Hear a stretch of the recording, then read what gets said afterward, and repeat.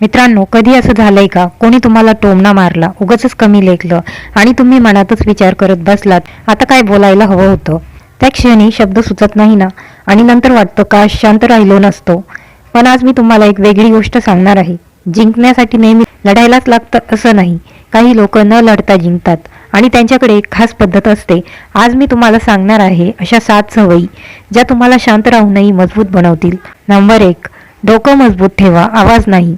जो जास्त ओरडतो तो जिंकत नाही, जो विचार करतो तो जिंकतो. समोरचा चिडतोय, भडकतोय आणि तुम्ही शांत आहात तर गेम आधीच तुमच्या बाजूने वळलेला असतो. राग आला की डोकं बंद होतं, शांत राहिलात की मार्ग सापडतो. नंबर 2, शांतपणा ही कमजोरी नाही.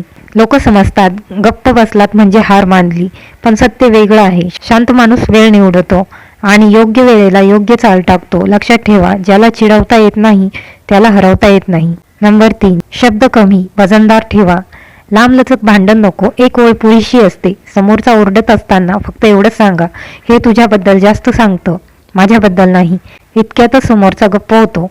नंबर 4, सगळ्या लढाया तुमच्यासाठी नाहीत. प्रत्येक टोमण्याला उत्तर देऊ नका. प्रत्येक कुत्र्याच्या भुंकण्याकडे शेर लक्ष देत नाही. स्वतःला विचारा, हे मला पुढे नेणार आहे का? नसेल तर सोडा. तुमची ऊर्जा खूप मौल्यवान आहे. नंबर 5, गप्प राहा, निरीक्षण करा. जे जास्त बोलतात ते स्वतःच उघडे पडतात. जे शांत असतात ते सगळं समजून घेतात. कधी कधी तुमची शांत नजर हा सर्वात मोठा उत्तर असतो. नंबर 6, स्वतःला इतकं मजबूत बनवा की लढाईची गरजच पडू नये. रोज स्वतःवर काम करा, स्किल्स वाढवा, आत्मविश्वास वाढवा. जेव्हा तुम्ही तुमच्या फील्डमध्ये बेस्ट होतात तेव्हा विरोधक आधीच हरलेला असतो. नंबर 7, हारेला शस्त्र बनवा.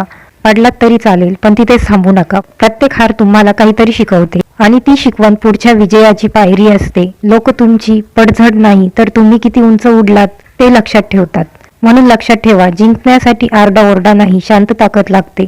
आता कमेंटमध्ये सांगा, या 7 पैकी तुम्हाला कोणता नियम सगळ्यात जास्त स्ट्रॉंग वाटला. व्हिडिओ आवडला असेल तर लाईक करा आणि असेच विचार ऐकायचे असतील तर चॅनल सबस्क्राईब करायला विसरू नका. धन्यवाद.